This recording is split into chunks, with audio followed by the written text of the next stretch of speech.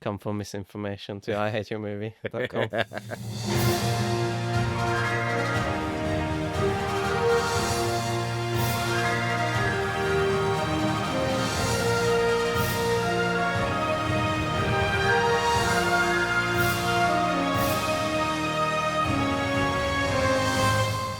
Hello, Hello. and welcome to I Hate Your Movie, where we inflict movies on each other for your entertainment. Mm-hmm. This week, as part of the Make Rick Watch Something Good thing, Road to 7. The Road to 7. So Road to 7 out of 10. My last-ditch effort was to pick something that's both interesting and kind of mainstream. That was my goal. Yeah? Yeah, because I think nothing says that other than Robert Zemeckis. Mm-hmm. I think he makes very mainstream movies, but very interesting movies. It's a good clash, I think. Was it him that did the Polar Express? Was that Zemeckis? I think so, yeah.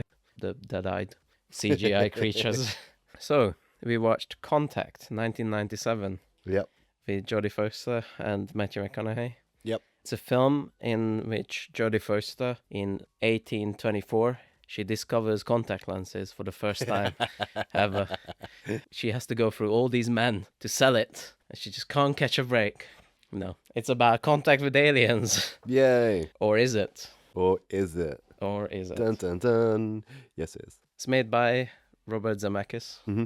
who's, as I said just now, it's just like, he's both frustrating and great for me. I think he's a great filmmaker, but he has some Spielbergian tendencies of talking down to the audience, and I don't like that bit. So, Road to 7 Yeah. out of 10. Pressure's on for no one. What did you think of Contact? Would you like my one sentence review? Yes, please. I'm proud of this. Yeah? Yeah. So my one sentence review is that for a film that concentrates on contacting aliens, the weakest part of this film is the humans Okay. or the human relationships. Okay, that's interesting. I feel like where you wanted more emotional connection in The Martian, I wanted less of it here. I don't care about Jodie Foster's love interest with Matthew McConaughey, and I don't give a shit. And it's not explored enough for me to care enough. She sees it as this kind of one night stand and I don't care, see you later, leaves him a note. And then later on in the film, it's weirdly presented as some like long lost love thing that they kind of hold hands and, oh my God, wouldn't it be good if they could just be together? No one cares. You didn't care earlier. Why do you care now? And then eventually, and then he betrays her. Oh, but again, you had a one night stand 10 years ago. Why do you care? I didn't think the movie presented their relationship in that way. Okay. I felt like it was like a one night stand.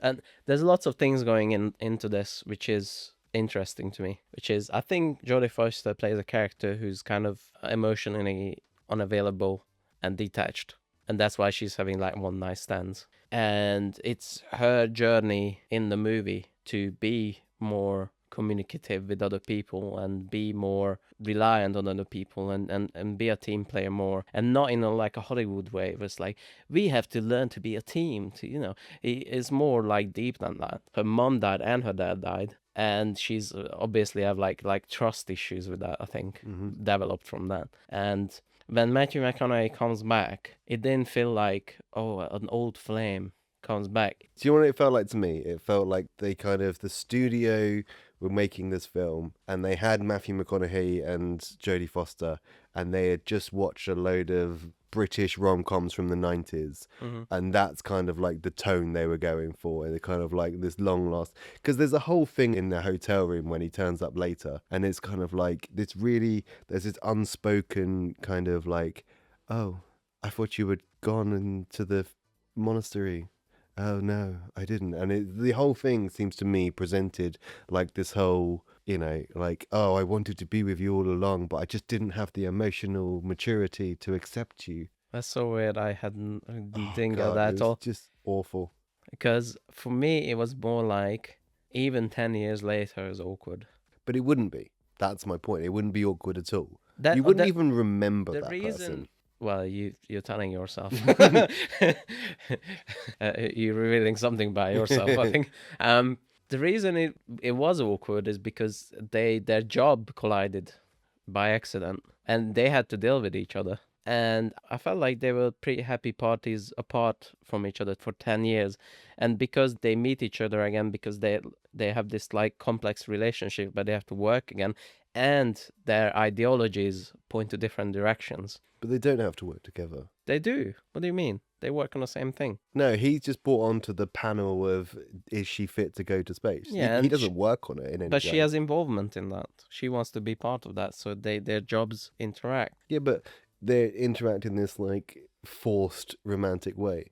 I don't think McConaughey's in the other people's hotel rooms like, oh my god, I don't know what you're going to do with this emotional connection. You don't know, maybe he had sex with the mustache guy who they picked first. So he was sucking better than Jodie Foster. It's just the whole thing seemed incredibly shoehorned in and forced. It was like an excuse to have like a hunky guy like it was one step away from her taking off her glasses and letting down her hair and being the beautiful accepting woman that she was always meant to be. Oh, all right, I'm not taking that because Jodie Foster kicks ass in this movie. She's fucking feminism reborn in this movie. So I'm not taking that shit from you. She controls every situation she's in. Well, not well. Well, that's debatable. She gets everything she wants by sheer force of nature. She works in science. She's smart. She doesn't take shit from anyone, and she's ambitious. She tries for things, and she knows what she wants. And the beginning, when she talks with Matthew McConaughey at the very beginning, she hits on him. It's really weird. From a 90s film standpoint, it's very progressive. And she like leans on him and stuff like that, you know. So I'm not taking that. I have a feeling you might feel that way because of the music, which I hated. Okay. The music was this whimsical, like...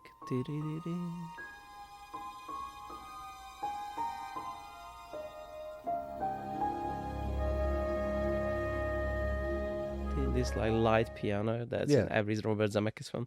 I feel like that ruins part of the film. I hate that. It's like a music that tries to make you feel a certain way, even if the movie doesn't support that. One of the most interesting parts about this film is the argument that Matthew McConaughey has. Yeah. And what the American public is presented like in this. You know, what's the borders between science and religion? Yeah. And because they don't mix, where do you draw the lines of what's acceptable and what people should and shouldn't be doing based on both? And I felt like that was completely taken away by their romance because they have such different views on everything. Yeah. When they meet 10 years later, it didn't feel too romantic to me. It felt like maybe like they have chemistry, but they didn't sleep with each other again, right? But that's, again, my problem with it. Okay. In that the film presented it as if they had chemistry, but Jodie Foster and Matthew McConaughey had no chemistry whatsoever on the screen. I honestly felt ice cold. Maybe it was the music, maybe it was kind of the way it was written, but it always seemed like they were destined to run at each other in the rain at some point. And they didn't. And then they didn't, but like still, it was just distracting and unnecessary. I think the whole like theme of this film is like connections and stuff, right? Connections with aliens, that's the obvious one. But there's like connection between father and daughter, and then she's like very cold and detached from human connections. So I think it was important to have Matthew McConaughey in there, like giving her that like grounding to human connections and like making her realize that even though she goes in and kicks everyone in the balls in a meeting room, she is also, you know, has to be kind of part of a team. And but she is already part of her team. Yeah. She gets on very well with her team. Her and Matthew McConaughey aren't a team. They're completely on opposite sides of a thing. It's a what is it? Capulets and Romulus. It's the Federation and Romulans. Yeah. Montagues and the Montagues and the Capulets. That would change Romeo and Juliet if they Romulus. Commodore Juliet. Report to the warbird immediately.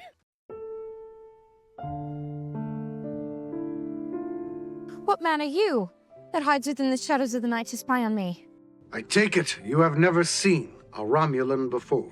I have not heard you speak 100 words, yet I do know the sound of that sweet voice. Why do you invade my privacy? Go and good night, and let sweet rest come to your heart and mind within my breast.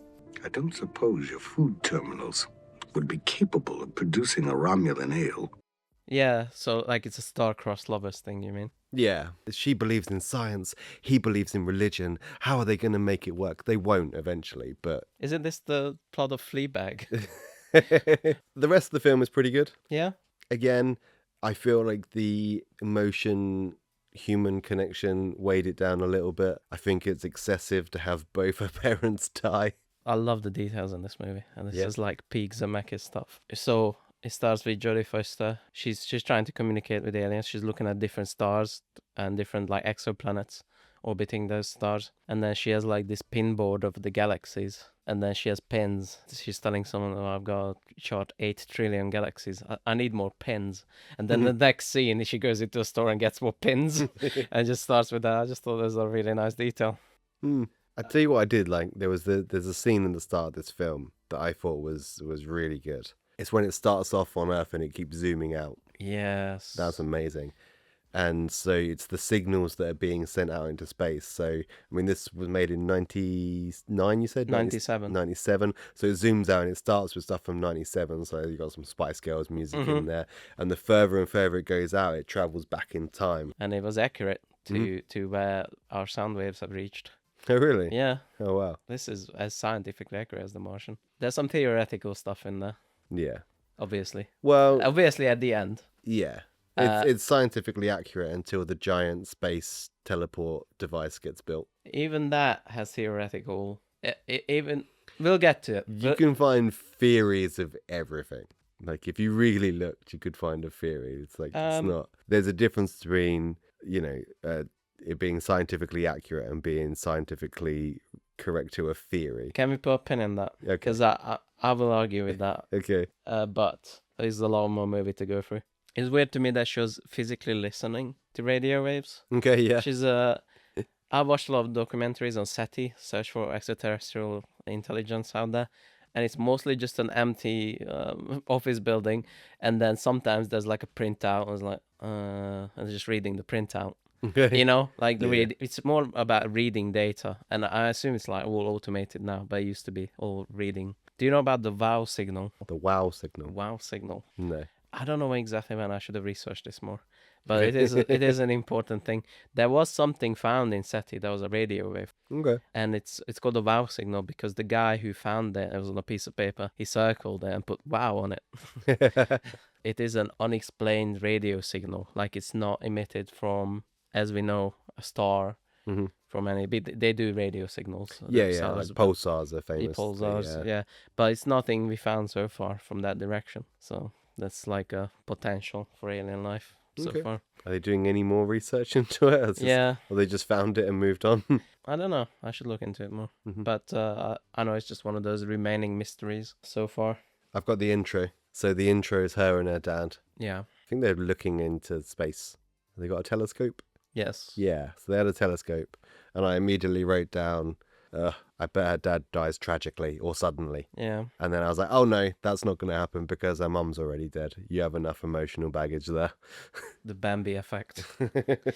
Yeah, whatever. I think it was serving her character, and there's this like cold, unattached person. Distrusting of making human connections, really. And my next note disproves you. Because Yeah. it says Matthew McConaughey shows up and he's writing in a book and he asks Jodie Foster out.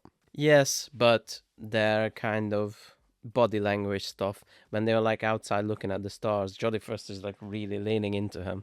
It's almost like aggressive from her.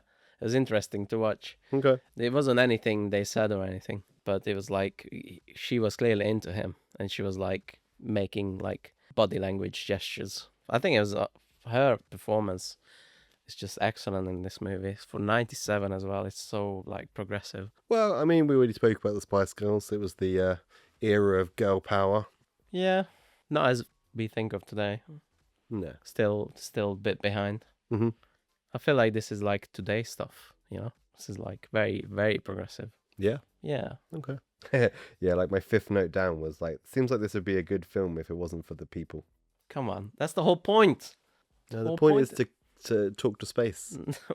That's kind of like the cover of, but it's really about humanity. We'll get to it. What great location as well. I don't know how they got in SETI, actually, or if they weren't at SETI, because I don't know if you know, like, the visual of that is these giant arrays, there's giant parabolas, and somehow, at least at a similar location, they got it, because she's just sitting there and just the fucking giant things in the background. It wasn't green screen. Yeah. It was amazing get. Well, at first she's in that giant concrete dish Yeah, it in was like Hawaii or something. yeah, it was the first one, yeah. It looks like the set of GoldenEye. Do you remember GoldenEye? The giant dish in GoldenEye. Barely. It was a massive like fight scene at the end of it. It looked really cool. Oh, I was Sean Bean. Yeah, I was convinced it was the same set. Yeah, I'm not sure if it is, but I'm convinced. Yeah, but yeah, it's Sean Bean. Sean Bean. Yeah, he falls down. Yeah, I yeah. remember now, kind of. He's 006. That's it. That's the only James Bond that has an original story. They just made it up and it's not based on a book. Oh, really? Yeah. All the others are based on a book? Yeah. No way. Yeah, he wrote like 50 books. There's no way, like, what's the one, The World Is Not Enough with Denise Richards or something, where there's a giant space laser that makes things frozen or something. Well, maybe that's the first one then. That's not based on a book, and then the latest one. But I heard something like that. Okay. Come from misinformation to IHateYourMovie.com. You mean Christmas Jones is not real? Isn't her name Christmas Jones? Something like that, yeah. You mean Christmas Jones isn't a real character by Ian Fleming? Famous author. She comes out of the pool with her buttocks exposed. Isn't there like a joke they make where something about Christmas? Oh, he comes early. How do I remember this? This year Christmas came early. Yeah, it was that. Oh, really? Yeah, they were in the bed and oh my god, my memory is just making new connections. They're in bed, they had sex, and then Pierce Brosnan just turns over her and is like, I guess Christmas came early this year. Just for that stupid joke, they named her that. Right. Speaking of feminism. Yeah, when Jodie Foster is trying to get funding, she goes to all these different places, and we see the last place she tries at, and she's like, has this great monologue about like the doubting kind of money people at the edge of the desk. They're like, why are we spending money on this? Like, it's not realistic, it's fantasy or whatever. She says like, well, 100 years ago people wouldn't believe you would fly. It's this crazy idea, and she makes these all great connections and this great monologue, and she really sells it. So good. I love her in this. Do you think that's accurate? 100 years ago, people have been dreaming. I mean, I must admit, people have been dreaming about flying for thousands of years. But yeah, I think it happened really quickly from the invention of flying to regular flying. I think that was very quick. And just think about, like, not even that, like, from flying from the Wright brothers, 1890s to 70 years later, we went up in space. That's fucking crazy. That is crazy. Yeah. So I think she's right. Yeah. Yeah.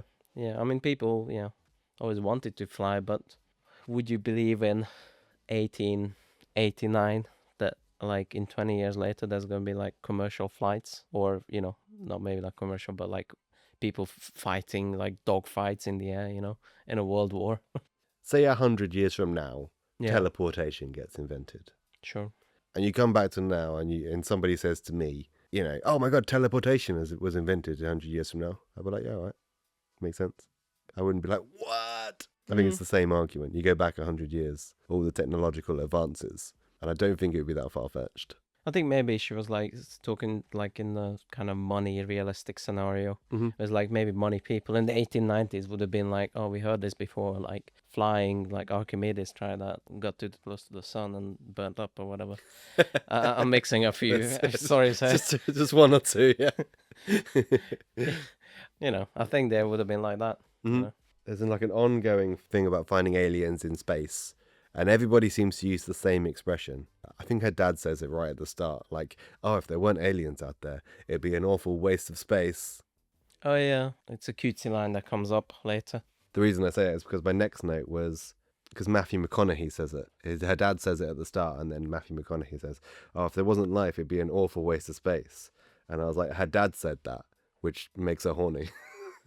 Because he died And because Matthew McConaughey's hot. Yeah, daddy issues. Are you familiar with the Fermi paradox? What's that? It is a calculation of Enrico Fermi, a scientist. Is it a paradox? Yes, Why is it a paradox? because according to his calculations, life should be teeming around in the universe. Mm-hmm. Based on how old the universe is and how the only unknown in it is we don't know how common life could be. So I don't know what the rest of the calculation is, but it's something like the amount of time elapsed, how many galaxies are there, and how many livable planets are there, and how much time a civilization would have had time to develop into like a spacefaring civilization. And so, according to his calculations, we should be seeing life everywhere in the universe, wherever we see. And there's like lots of debate about this. Is like, is there a great filter where we destroy ourselves? Very likely. Is there like a great filter that we surpassed, which is my idea? Because when you see life on Earth for 3 billion years, most of Earth's life was one-celled organisms. And then through lots of like changes in Earth, then they just exploded into animal life, and plant life, multi-cell organisms. My idea is that maybe one-cell life is kind of common, could be common, and then that complex life is very hard to maintain or create. If you condense the entire Earth's history into a 24-hour clock, where on that clock would humans appear? The last second of the last minute. Yep. Yeah. It's like, it's 23 hours, 59 minutes, 59 seconds. But that's the argument for the Fermi paradox, I think. I think it's the argument against it because we've just appeared. Yeah. After several billion years. For Earth. Okay. But how quickly we developed, I think it is a pro for the pro alien, you know? Yeah, because that means that the universe is 13.4 billion years old. Earth has been around for 4 billion years old. But if we just develop that quickly, the universe had like 3 times as long for a society to develop, Isn't just generally the law of diminishing returns argument enough for the downfall of every society that has ever been built? What's the law of diminishing returns? It's a principle that states if increasing a single factor of production will eventually lead into a decrease in output. Because basically you can't create stuff forever. I think at some point, but we're not even closely there. No? Well, you could argue that we're destroying our planet with oils and stuff. But there's loads more of that. And in alternatives, you can build a Dyson sphere. I think what happens there is that whenever we are running out of something, technology catches up and finds new ways to, have energy. And like we have like theoretical ideas of how to capture the sun's energy, how to capture black holes output and stuff like that, weird shit like that. So I feel like there is a point, but we're not even nearly there. But don't you think that eventually your luck runs out in terms of, we're running out of this thing, quick, find something else? Okay, we found something else now. Okay, that's running out. Quick, find something else. Yeah, but the timescales of that are so large. If you capture the sun's energy, like in a Dyson sphere... Okay. If you can't do that, like just from Earth, what you can do, you have wind energy, you have solar energy, you have water energy, you have geothermal energy, and there's a lot, and we're just exploiting one or two of those, like on a full scale. We just do natural gas, and that's pretty much it right now. I love to tell this fact to people, so it's probably not going to make it. But you know how people say, like, when we extract oil from the earth, they say, it's dead dinosaurs. Okay. Have you heard that? Yeah. It's dead trees. It's barely any dinosaurs. And it's a very interesting thing. There's an era on Earth called the Carboniferous period. Yep. And it was a weird state of Earth where trees had no way of dying. They didn't die. Okay. But what happened was over time they just turned into coal because of layers that went down to Earth and they just get crushed. Okay. And that's where we get our oil from. It's really fun. Nice. Yeah, I like that fact. That is cool. We should leave that in. Yeah, okay. So, Jodie Foster gets more satellite dish. She gets her SETI. Yep. And then she finds the signal. And the signal is Nazis. There's Nazis in space. They're coming to get you. The first thing they hear like a audio signal. They're like beep beep beep. It's like, oh, prime numbers, this and that, and they start to decode it, and then they decode it into like a TV signal, like a visual signal, and then there's like a very blurry swastika that shows up first. Yeah. And then you're like, what the fuck? Space Nazis. Yeah, I did the comedic effect. I know that one of the first signals we ever sent out was Okay. I think it's the Olympics. Was it the Yeah, the opening- Olympics, yeah, German opening ceremony of the Olympics. Olympics? Yeah, they have a discussion on that. I was like, what's happening? Is that, are they showing us that you've been bad? Are they coming to punish us? Are they showing you that this is their ideology? They want to do fascism, space fascism. Space fascism. Space fascism. Space fascism. Made famous by Rebel Moon 20 years later. Fascism. Fascism. So let's put a pause in it for a second Yes. while you talk to us about amazing special effects that you love. Yes. Because we have kind of mentioned that her dad died, but you actually kind of see it. Yes. He's on the floor and she starts running away. She runs upstairs. The camera follows her in like a one take thing. And then she runs up into the bathroom, completely following her. She goes up to the cabinet, the medicine cabinet, and all of a sudden it's the medicine cabinet's view. And it's fucking weird as shit. It's like, wow, what happened? That's why I think Robert Zemeckis, I think he's like an incredible director. Just like in the movie like that, you know, it's no fanfare. There's no, you know, it's not a big CGI dinosaur. It's just a very simple trick. It's done with like blue screens and stuff like that. But it is like, it's so cool. It's so inventive and simple. I love it. It's my favorite special effect ever. I love showing that to people, just that scene out of context. What did you think? Yeah, it's alright. It's a little special effect. It was like a magic trick. It's a blue screen. There's no mirror there. So they've put blue over where the glass is. Yeah. And they filmed her running up the stairs and it's pasted over the blue screen in the cabinet. Just because you know how a magic trick is done, it's still cool, I think. It was like, it's playing with our perspectives. It's interesting because you follow this girl and then regular logic, camera logic says, you know, you follow the girl and not that you were in the mirror, a mirror dimension, you know? I think it's really cool. Yeah, it looked pretty cool. It's pretty trippy. I think it's just really like inventive and creative and very filmmaking-y. And it gets you thinking like, oh, how did they do that? I read a thing, by the way. Do you know what the guy, you know the rich guy? John Hurt. Do you know what his character was based on? Bill Gates? Yeah, if Bill Gates lost his mind. It was how it's written. I wonder what that would be like. I wonder what would happen if a dead-eyed piece of shit fascist Nazi would take over a government. I don't know what that's like. If you're listening from your nuclear bunker, you know what? Breaking news. Praise our Lord, Elon Musk.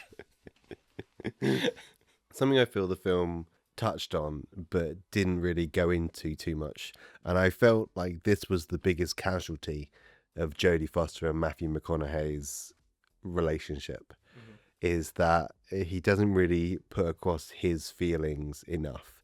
And what I thought was really interesting was his continued point about technology, and like the question he put to everyone is, yes, all these technological advances, but is it actually making people happier? Yeah, I think that was the most compelling point from that side. Which is, yeah, like, you know, we're doing all this stuff, but is it making people happier? Well, it's making people's lives easier. Yeah.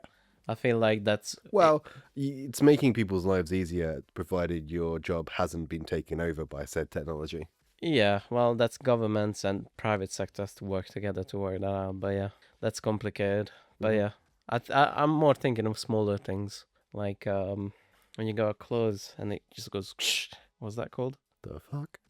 It's like tiny hooks, you know? Microscopic hooks. It's like a You can open Velcro. Velcro. It's like a It's like clothes with microscopic hooks. Yeah, it's it's tiny hooks. That's how It's tiny hooks, but it's not microscopic. Whatever. I can't see it. So it's Of course you can see them. I never looked at it. It's the hard bit of the Velcro. Velcro was because of NASA. And NASA research and scientists came up with that. Okay. And it's just tiny things that makes life easier. Fact check. NASA didn't invent Velcro, just popularized it. However, they did invent baby formula, freeze-dried food, home insulation, artificial limbs, memory foam, wireless headsets, water purification, sports shoes, LEDs, CAT scans, scratch-resistant lenses, portable cameras, computer mouse, and laptops. People always complain, like, why are we going to space? Why are we researching space? And a lot of stuff indirectly happened because we looked for space. The reason we know climate change happens is in space. Because the same thing happened What does it? Here we go. Venus has a greenhouse gas effect. Mm-hmm. It used to be much more Earth-like, but it, CO2 built up and it just cooked the inside of it. Fun feature. But we know that because we researched Venus, and a lot of people said, "Why are we looking that way? Why don't we sort out these problems?" Well, a lot of things happen like that. But yeah, I think that was one of the biggest casualties, that you don't really see his point of view, because you can't, if they're romantically involved, you can't have him and her constantly butting heads about their opinions, because they have to get along in the end. They do kind of get along at the end, but in a weird, different way. Yeah, because they both stop arguing their points and just... No, not learn to live. necessarily. It's more personal than that. We'll get to it. They keep saying 95% of Earth believes in a god. Yeah, so I don't- that is something that they say over and over and over again. One of the biggest arguments for her not going into the space is that she doesn't believe in any god, and 95% of the population do, and therefore she's not a good candidate. Yeah, they want a representative from Earth, yeah. Mm-hmm. Like a white guy.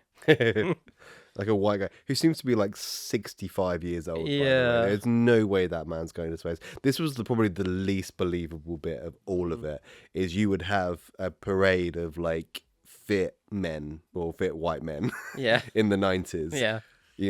and you might have some other people in there, but And then you pick fucking Burt Reynolds. yeah, Oldie McMustache doesn't go to space.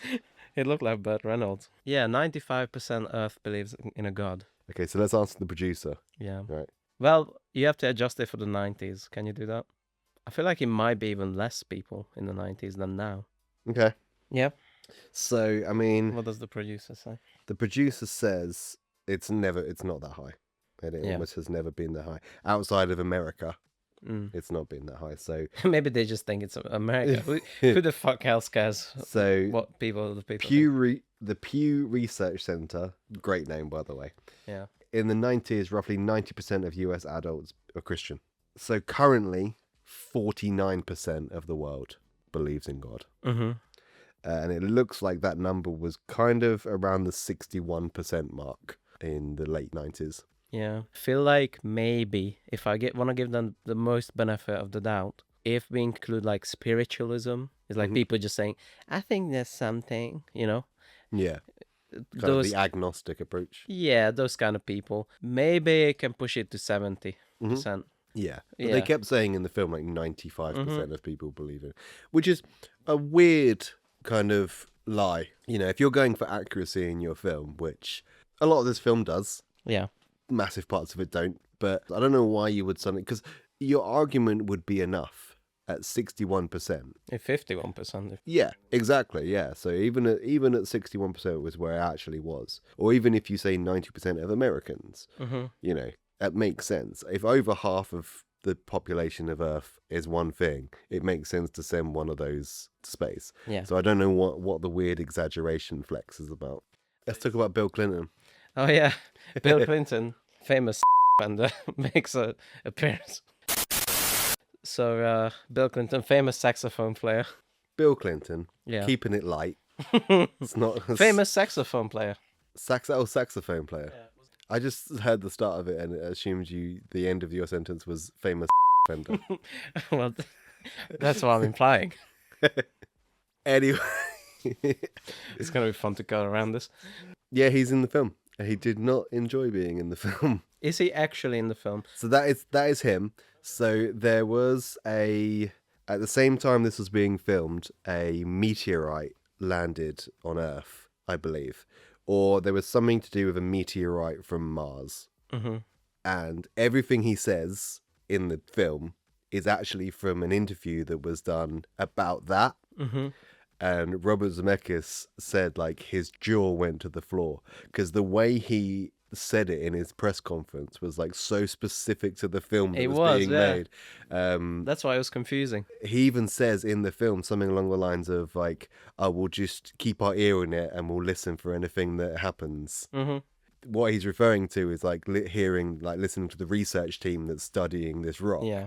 But like apparently Zemeckis was watching it and his jaw just dropped to the floor and was like, "Well, this is perfect." So he's not like a cast in the film. That's No. what I was asking you earlier. Oh God, no! Okay. And to the point where they sued him. They sued the Oh. production, or he sued the production and was like, "No, you can't do that." There's a bit in this where Matthew McConaughey is arguing they're at the party, and Jodie Foster is wearing an ugly dress. Okay.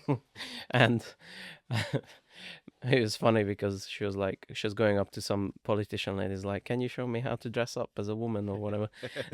And then it's like the ugliest dress ever. It's like some sweater nonsense, like crochet Yeah, kind of thing, isn't it? it's one of those things that I think it meant to look good in the 90s, but it doesn't look good anymore. So it's just hilarious accidentally. And then she has a discussion with Matthew McConaughey about like, oh, does God exist? And Matthew McConaughey says, "Do you love your daddy?" Mm-hmm. Well, prove that exists. Wink. And cut to sex scene. It's a bullshit argument. It's kind of like a misdirect. Okay. It doesn't make sense. Yeah. It's stupid. He shouldn't have stopped her. He should be like, "What the fuck you're talking about? Yeah. What's that got to do with anything? What's that got to do with anything?" People argue that they fear God, but a feeling for a thing that actually existed is different than a thing that we don't know if exists. Well, you could argue that, but love doesn't actually exist apart from as a chemical reaction. Yeah, I agree with that. Then it's the same So you think there's only the chemical reaction and there's no of God. of God? My chemical God-mance.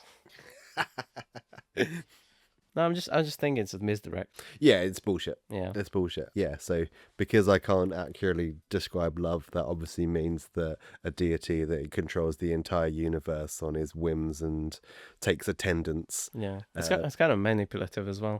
Which is like, yeah, what about your deep emotional issues? What about those? Do they exist? It's like, yeah, I win the argument, bitch. I'm out.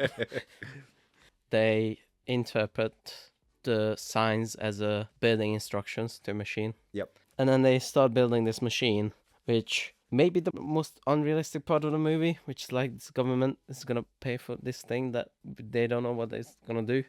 I think Trillions, they say trillions. Yeah, they say in trillions. the 90s. I think the least believable part of all of that is you can give blueprints to something, but surely, 99% of making something work is what it's made out of. Sure. So I would have thought the barriers of building this machine would you don't have the level of technology and you don't have the materials involved in making it. Not just that you didn't know how. Well, the materials could be the same. Like You can't just build the whole thing out of aluminium and hope for the best. Well, Here's my point. Yeah, no, but they might have realized, the aliens might have realized, they have the same periodic table as we do. We have the same molecules and the same things. And My point, so if you go back 200 years, yeah, right, and you give the complete and total schematics for an iPod sure. to Mr. Blacksmith, there you go, build that. Yeah.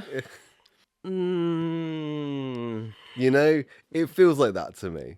It's a bit exaggerated, but It sure. is, but that you kind of get my point. Yeah. Even if you go now, again, you take the iPod schematic, go back and give it to World War II scientists. Can they build it? If you give it to Benedict Cumberbatch in Bletchley, maybe.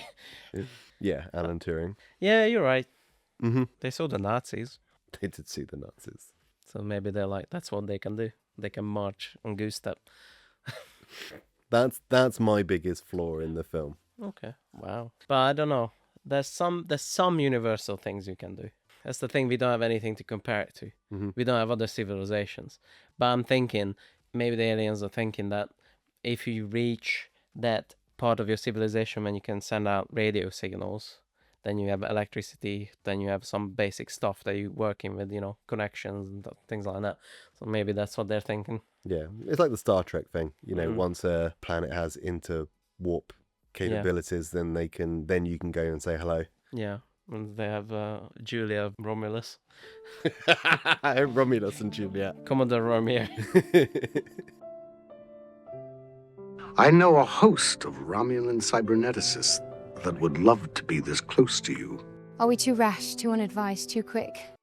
Well, the one thing that really bugged me is that they try to do a first test with a dummy, and then that all goes wrong because the religious fanatic breaks in, does a bomb, Yep. and then there's no testing.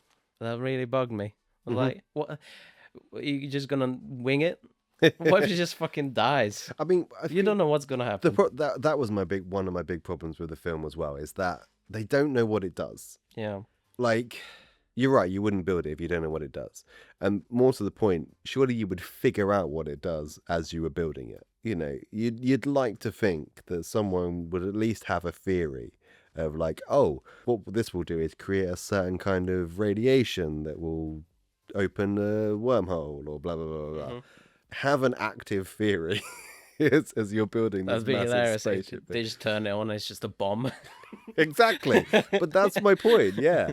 I just imagine they turn it on and it just like microwaves their popcorn. Yeah.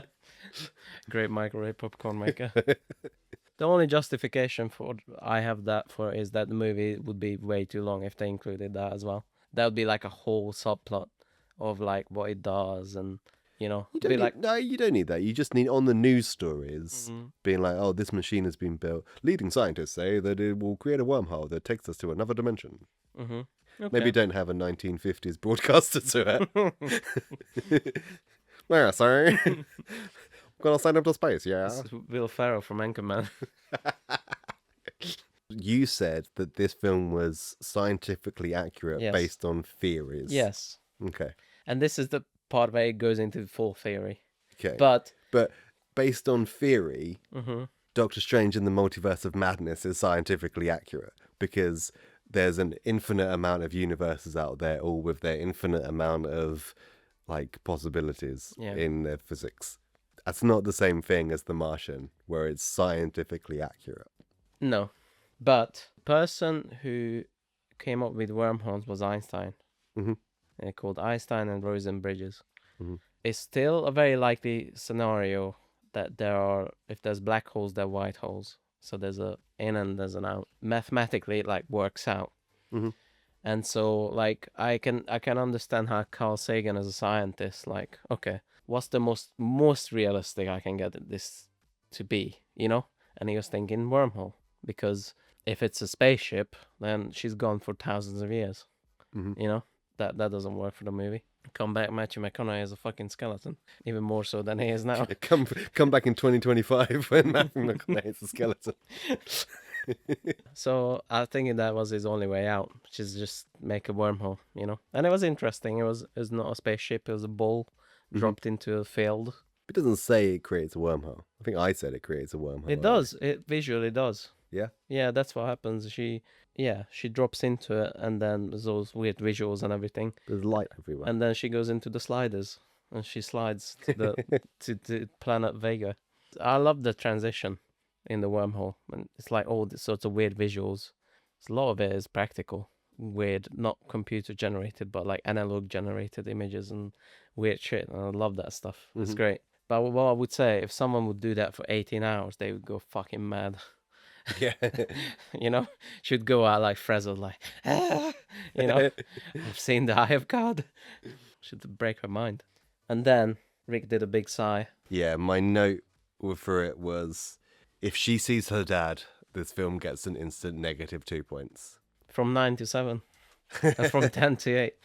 In the end, I think I'll take a point off of it for it. Okay. But, yeah. Okay. I understand. We both love the movie Arrival. We haven't mentioned that, which is a kind of like almost like a spiritual successor for this movie. It's weird. It covers pretty much the same stuff. Mm-hmm.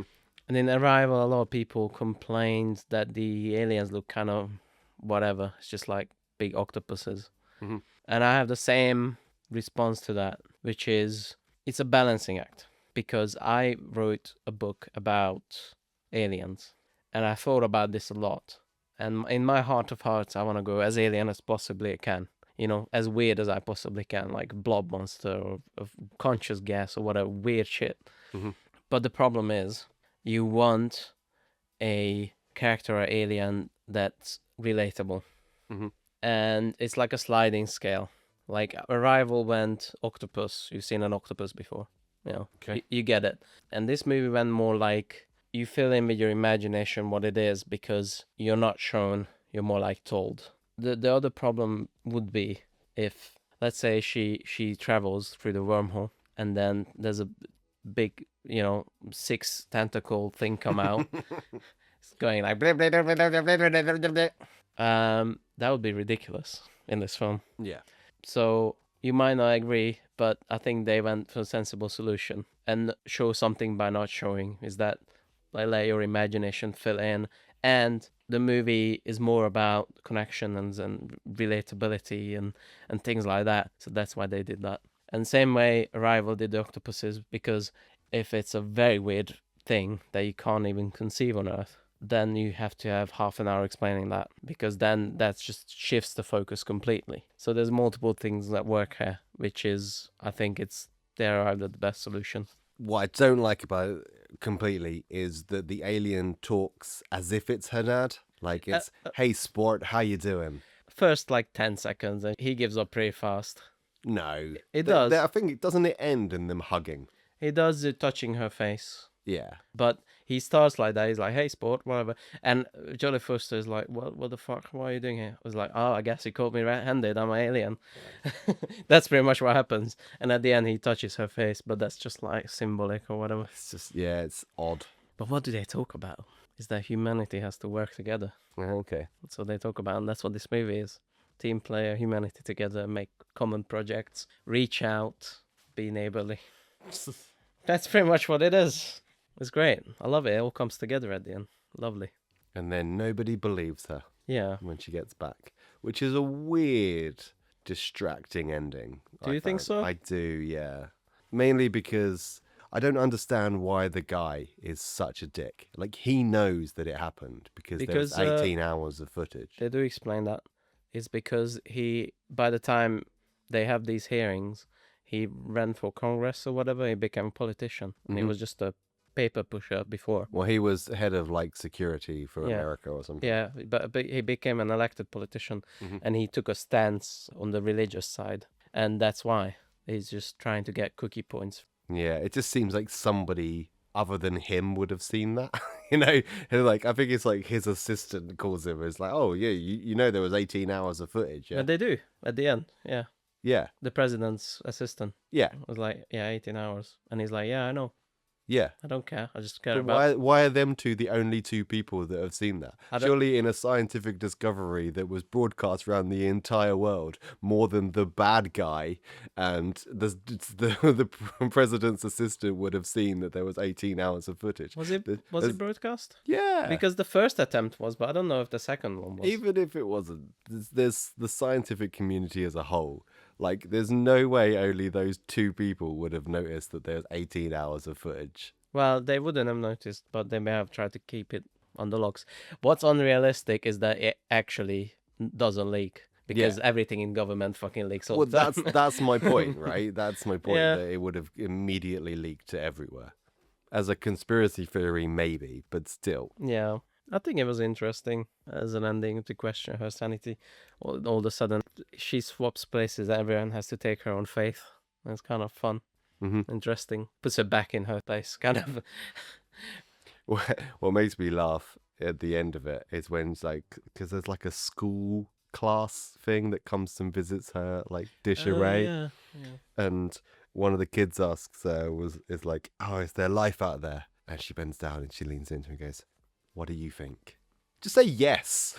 Like, you're the only person on the entire planet that has actually met aliens, and now you're being super vague about it. I like that. You know why? Because that inspires curiosity more, and then she wants other people to find out for themselves. I do no. I think if you're the only person on the planet that has seen aliens, and you're trying to convince people that you've seen aliens, the worst thing you can do is start being properly vague about it. You know. Well, maybe she's really put down, you know.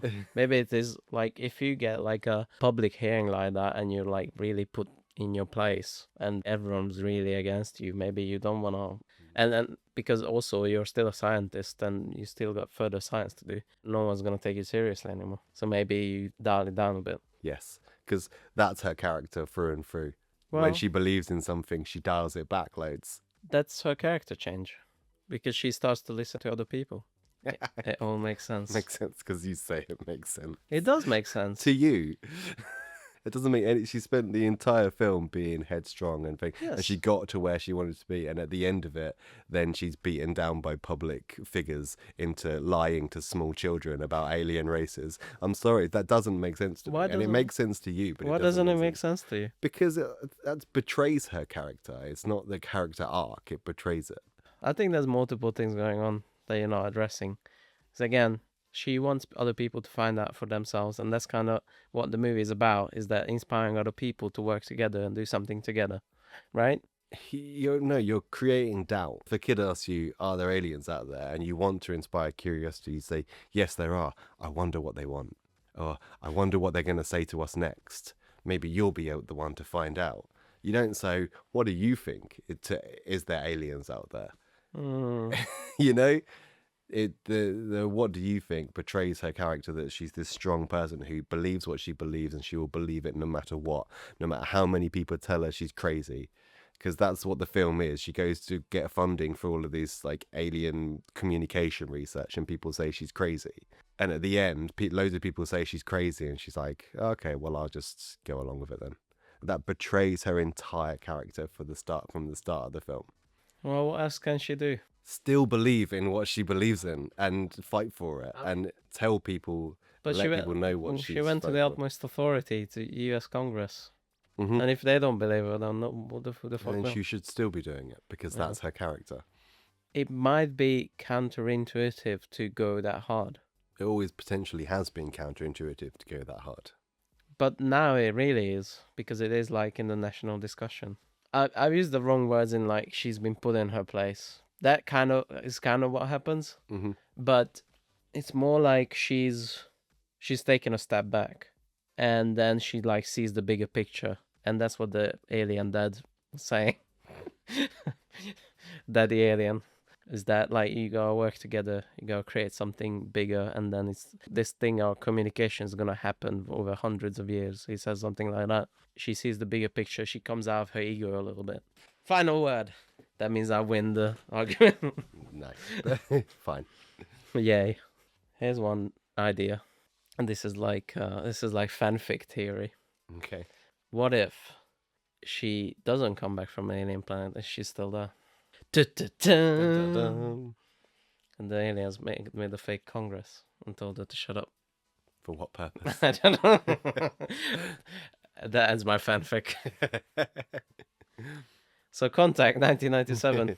Like I say, I think if they'd have concentrated more on the points that they raised, the points about, is technology making us happier? Where is religion's place in science? Where is science place in religion? It touched on a lot of these things, but it never really delved into them enough to make it interesting. It concentrated on Jodie Foster's journey through this world too much and not enough on the actual interesting stuff around it. And there never seemed to be consequences for the discussions they did have. She sat in front of the thing and she said she wasn't religious and she got kicked off the program, and that was the only real consequence. It just never really delved into the really interesting questions that it raised. Mm-hmm. It didn't do enough to answer them, in my book. And the whole, I know we have differing opinions on its impact in the film and its place in the film, but the whole romance between her and Matthew McConaughey didn't feel like it was necessary. I felt it was incredibly distracting, but it raised enough interesting points to be rewatchable as a 6. and then it lost a point because her dad's in it at the end. But still rewatchable. Yeah. Yay. I guess I'll take that for now. I would say it's almost a perfect movie. Yeah. Except the soundtrack, which I fucking hate. And I really hate that manipulative, soft piano music. It's so cringy now. It's so bad, you know? It's like hammers you in the head with emotions, and I hate it. Other than that, I think it's an 8 out of 10. Okay. Everything you say is like a positive to me. It's like to me, it's the questions about humanity and religion. It is expressed through like the characters and her journey, and I think that's what's great about it. I think that's how it works. I think the questions are raised through that, but they're not in any way attempted to answer. Well, no one's going to answer those big questions. You can try. You can have discussions in the film that that make you think about it. What's next? What's next? Well, next is Human Tornado, but that's just chronological. Next. So I have a question for you. I did have a pick in our quiz that I was going to make you watch. Oh, sure. Yeah? Yeah. I would like to go back to another funny bad film. Like we watched Deep Blue Sea. Yeah. But you are allowed to blackball this if you want to. I would like to watch The Net. Yes. Yes. Yay. Well, I'm done with Road to 7 movies. So Yeah. So I've got 2 westerns lined up. Final nail Fuck in you. final nail in the coffin for February. So The Net. The Net. Sandra Bullock fighting off hackers in the early 90s via a website called Mozart's Ghost. Subscribe, share, Like, do all that. yeah, all those things. All those things. Bye. Bye.